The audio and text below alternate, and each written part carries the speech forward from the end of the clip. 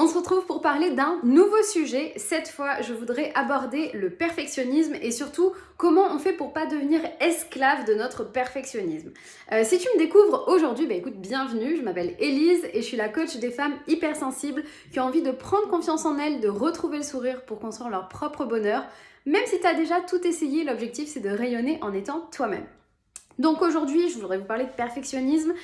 Au-delà du fait que c'est la réponse qu'on utilise un peu tous quand on était dans les entretiens d'embauche et qu'on nous disait c'est quoi ton plus gros défaut, et on disait oui, je suis perfectionnisme. Non, je veux te parler de comment tu peux vraiment t'en servir, comment tu peux le canaliser à ton profit, à ton bénéfice. Donc pour ça, je voudrais qu'on parle déjà de ce que c'est que le perfectionnisme. Je suis allée rechercher la définition complète. C'est la tendance excessive à rechercher la perfection. Et je pense qu'en deux mots, c'est vraiment tout ce que tu ne vas pas faire parce que c'est jamais assez parfait, mais aussi tout le temps que tu vas passer, l'énergie et l'investissement que tu vas mettre et qui va être complètement démesuré pour atteindre un objectif précis. Et je pense que c'est le plus handicapant dans le perfectionnisme, c'est ça, c'est le caractère disproportionné que ça peut prendre et que ça peut occuper comme place dans ta vie et à quel point ça peut te ralentir pour atteindre tes objectifs et te réaliser. Je vous parle d'autant plus de ce sujet pour une raison assez précise, c'est qu'on dit souvent que les personnes hypersensibles sont particulièrement sujets au perfectionnisme. Alors, pourquoi ?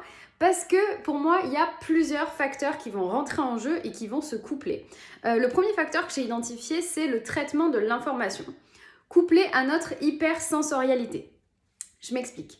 En tant qu'hypersensible, vous le savez, et si vous ne le savez pas, n'hésitez pas à aller voir mes autres vidéos sur le sujet, on a une très haute sensibilité sensorielle, d'accord ? Donc, de par nos 5 sens, on va capter une quantité énorme d'informations, on va voir, on va entendre et on va ressentir davantage ou d'autres choses, et ça augmente du coup la somme des éléments sur lesquels notre attention peut se porter finalement. Donc ça enrichit comme un entonnoir, on met encore plus de choses au départ à traiter.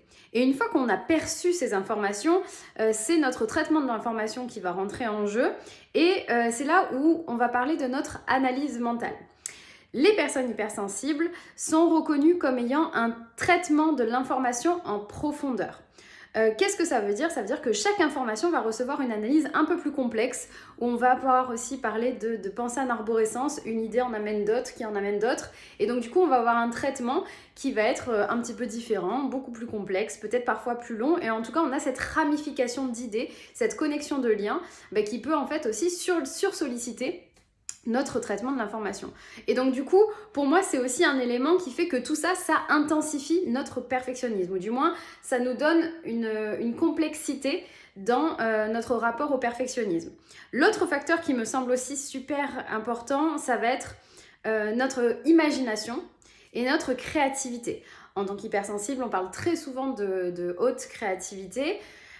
Et cette créativité-là, surtout si tu as des hautes capacités de visualisation, tu imagines très bien les objets, tu as une très grande imagination, c'est très facile pour toi de percevoir un autre résultat. Tu peux imaginer très facilement qu'est-ce que ce serait plus, qu'est-ce que ce serait mieux. Et en fait, comme c'est dans ta tête et comme l'image est très claire, forcément, pour toi, ça te paraît à portée de main. Tu te dis, mais si c'est aussi facile de l'imaginer, pourquoi je ne pourrais pas le réaliser ? Et en fait, cette différentielle entre ta capacité d'imagination au point d'aller un cran plus loin, encore plus parfait, cette capacité de visualisation parfaite, elle peut te créer une frustration par rapport à la différence qu'il y a dans la réalité. Et ça fait le point connexe avec notre troisième point, qui pour moi est nos émotions. L'hypersensibilité, c'est aussi notre hyperémotivité, que ce soit très haut ou très bas, que ce soit sur des émotions positives ou négatives, même si pour moi il y a toujours ce même versant de la médaille, mais en tout cas ce qu'on peut appeler émotions positives et négatives. Et en fait, le rapport à la perfection, c'est aussi le rapport à la frustration, à la déception, parfois à la peur de mal faire. Et comme on sait à quel point ces émotions sont vives chez nous, on peut aussi avoir envie de les éviter, parfois de les fuir.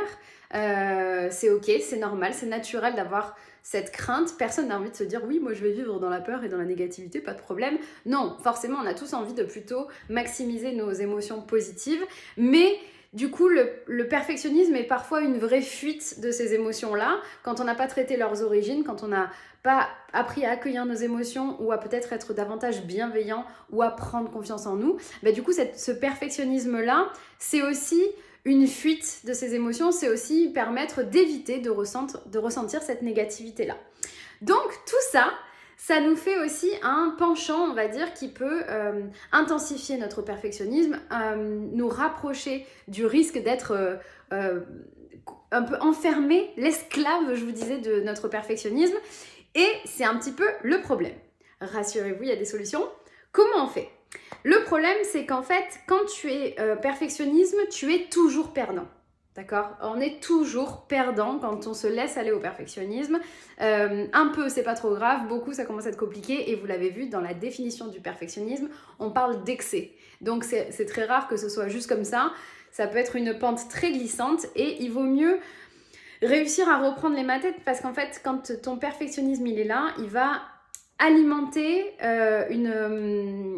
une destruction de ta confiance en toi, en fait. Au fur et à mesure, plus tu deviens perfectionniste, plus tu perds confiance en toi, plus tu baisses ton énergie positive, moins tu fais de choses et en plus, tu vas encapsuler ta créativité. Parce que créativité et perfectionnisme ne font absolument pas bon ménage et on passe à côté de quelque chose qui est votre principal atout, une vraie force chez beaucoup d'hypersensibles. Et en fait, se laisser aller au perfectionnisme, c'est aussi perdre une grosse capacité de créativité. Donc tu connais peut-être déjà l'expression le mieux est l'ennemi du bien. Je fais un spoiler alerte, se détacher du perfectionnisme, apprendre à faire les choses bien et non pas parfaitement, ça veut pas dire qu'on n'essaye pas de faire mieux, qu'on n'essaye pas de progresser dans la vie et de vouloir bien faire les choses, d'accord ? On veut juste pas être esclave de cette réaction excessive et complètement bloquante dans notre quotidien, dans notre activité professionnelle, dans notre rapport au corps. Il y a plein de sujets sur lesquels le perfectionnisme crée des problèmes connexes, d'accord ? Si tu te sens jamais assez belle, si tu fais jamais assez bien au boulot, si même tes loisirs, des fois, c'est jamais assez bien, c'est jamais assez parfait. Tu voudrais un résultat professionnel alors qu'à la base, tu fais ça pour t'amuser. C'est toutes les conséquences d'un trop grand perfectionnisme. Donc, les solutions, ça va être un peu, tu sais, quand tu te dis le mieux est l'ennemi du bien, pour situer, c'est un peu ce moment où tu fais ton trait d'eyeliner. Je sais pas si tu connais ce moment. Tu fais un trait d'eyeliner, il est pas parfait, et d'ailleurs j'en ai un, et tu te dis, je vais corriger un peu, et là c'est la catastrophe. Et je dirais que les solutions, c'est un peu les mêmes que pour bien faire ton trait d'eyeliner. Déjà, c'est arrêter de vouloir chercher le petit détail en plus et se satisfaire de ce qui est déjà bon.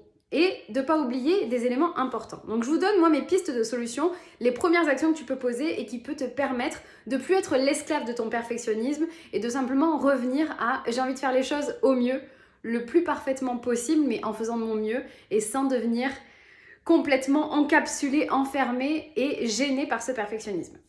Le premier élément qui est pour moi important, c'est que quand tu vas démarrer, il faut te refixer tes objectifs de départ. Donc, quand tu vas commencer, au lieu de te dire je veux faire les choses bien, tu vas revenir à, pour cette première fois, je voudrais juste essayer de le faire.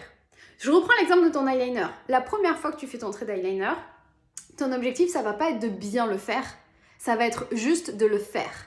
D'accord ? De privilégier le fait au parfait. Mais pour ça, pour que ça marche, il faut qu'avant même de commencer, tu te dises ok, là, je cherche pas à faire bien, je cherche à essayer.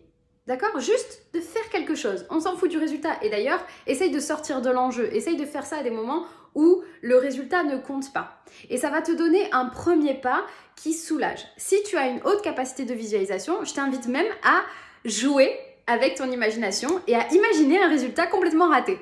D'accord ? Imaginer quelque chose qui serait bien, mais quelque chose qui serait aussi tout nul. D'accord ? Et le fait d'imaginer quelque chose de raté, un résultat raté, ça peut aussi apaiser tes émotions et te permettre de le faire en lâchant prise sans avoir une énorme attente sur la perfection.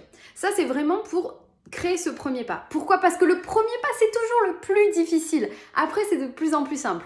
Quand je vous dis que c'est la technique petit pas par petit pas que je privilégie, c'est parce que le premier pas, c'est le plus dur. Après, tu fais le deuxième pas, il est un petit peu moins dur et c'est de moins en moins dur et c'est de plus facile d'avancer et tu profites de tes résultats cumulés. D'accord ? Donc là, c'est pareil. Concentre-toi sur tes premières fois de lâcher prise en visualisant que ton objectif, c'est simplement de le faire et pas le résultat. Juste l'action de le faire. Ok ? Le deuxième point, ça va être de te concentrer sur pourquoi tu fais ça. Pourquoi ? À quoi ça sert ? D'accord? Parce que des fois, on va viser un résultat parfait, mais ça ne nous sert à rien. Je sais pas, moi, je vais te parler de moi quand est-ce que j'ai été bloquée par mon perfectionnisme encore récemment et que je continue à mettre en œuvre et à travailler sur les mêmes techniques que je vous donne sur mon feed Instagram, sur ce contenu. Mon feed Instagram, il est pas du tout Instagrammable, d'accord? Il est pas parfait, il y a des couleurs dans tous les sens, il n'y a pas de régularité du genre, tu sais, toutes les vignettes qui sont bien dans l'ordre, toutes les mêmes, avec toute une gamme de couleurs. Non, moi, mon Instagram, c'est le Bronx. Et en fait, à un moment, j'étais un peu bloquée par ça en me disant, mais regarde tous les gens qui font des beaux feeds, ouah, la présentation, c'est bien toutes les 3 vignettes, il y a une régularité, etc. Et c'est satisfaisant, parce que quand tu as un rapport à l'esthétique, c'est évidemment satisfaisant de voir ça. Et ça me bloquait en me disant, mais putain, moi, mon feed, c'est dans tous les sens. Et en fait, je me suis rappelé, mais pourquoi tu fais ça? Pourquoi j'allume ma caméra pour vous parler? Pourquoi je fais des posts? Pourquoi je fais ces vidéos? Pourquoi je partage tout ça? Est-ce que c'est pour que ce soit joli?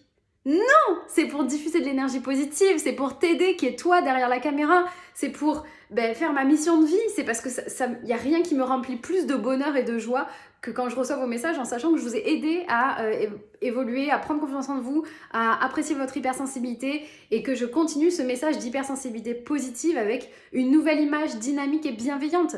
Et donc en fait, quand je me suis ramenée à mon pourquoi, je me suis rappelé que tout ça, ça n'avait pas trop d'importance. Bien sûr que si je peux le faire, et si je peux faire mieux, et je vais continuer à faire mieux, j'améliorerai mes vignettes, que j'améliorerai mes posts, que j'améliorerai le design. Mais c'est pas la priorité. Mon vrai pourquoi, c'est le message, c'est le contenu, c'est ce que ça va vous donner comme émotion, c'est toute l'aide que ça va vous apporter. Et donc, reviens à ton pourquoi tu fais les choses. Quand tu es face à du perfectionnisme, pourquoi tu fais tout ça? Dans tes loisirs, ton objectif, c'est pas d'avoir un résultat de pro, c'est simplement de te faire plaisir, de passer un bon moment, peut-être avec tes enfants, peut-être avec ton chéri, peut-être avec tes amis, ta famille, peu importe. Si tu fais un événement professionnel, ton objectif c'est quoi? C'est que tout soit parfait? Ou c'est d'avoir passé un bon moment, d'avoir diffusé un message, d'avoir essayé, d'avoir fait un pas de plus? Ça marche dans tous les métiers, pour tous tes secteurs de vie, bref, pour ta tête, pour ton corps, pour tes actions, tout. Demande-toi, mais pourquoi tu fais ça à la base? C'est quoi l'objectif final de tout ça? D'accord? Et ça va t'aider aussi des fois à redescendre la pression et à revenir sur l'essentiel. Le 3e point, ça va être quelque chose de tout simple, c'est recommencer encore et encore et encore. Et en réappliquant ces 2 premiers points. C'est-à-dire qu'à chaque fois que tu vas recommencer, tu vas te dire mon but c'est que ce soit fait et pas que ce soit parfait et te dire mais pourquoi je fais tout ça, te concentrer sur pourquoi tu le fais et utiliser cette énergie-là encore et encore. Et il va se passer un truc magique quand tu te détaches du perfectionnisme avec cette solution, c'est qu'en fait tu vas te perfectionner. D'accord? Et donc tu vas transformer ton perfectionnisme en perfectionnement. Et ça, c'est génial. Donc, on est vraiment là pour que tu sois plus l'esclave de ton perfectionnisme, que tu saches simplement mettre en place des solutions qui vont te permettre de te perfectionner sans même le sentir, dans le plaisir, dans la joie et que ça te porte vers tes objectifs. J'espère que ça, vraiment, ça va t'aider à sortir du perfectionnisme et si pour toi, c'est un sujet, si tu sens que ton perfectionnisme, ça a complètement descendu ta confiance en toi, que ça t'a créé des émotions vives, que tu as envie de sortir de tout ça pour rayonner, pour retrouver le sourire, pour retrouver le plaisir, c'est très simple, tu viens travailler avec moi parce que c'est exactement ce que je fais en coaching avec toutes mes clientes. Tu cliques sur le lien dans ma bio pour en savoir plus, tu peux aussi me contacter pour me poser tes questions et on va avancer ensemble, pas à pas, encore et encore pour se perfectionner sans se prendre la tête avec le perfectionnisme. J'espère que cette vidéo t'a aidé et si c'est le cas, n'hésite pas à la liker, à me le dire en commentaire, comme ça j'ai vos retours. Partage-le aussi à quelqu'un que tu connais et qui subit beaucoup trop de perfectionnisme et qui se prend la tête avec tout ça. On continue d'avancer ensemble pour rayonner, retrouver le sourire. On se retrouve bientôt pour de nouvelles vidéos et en attendant, bonne kiss!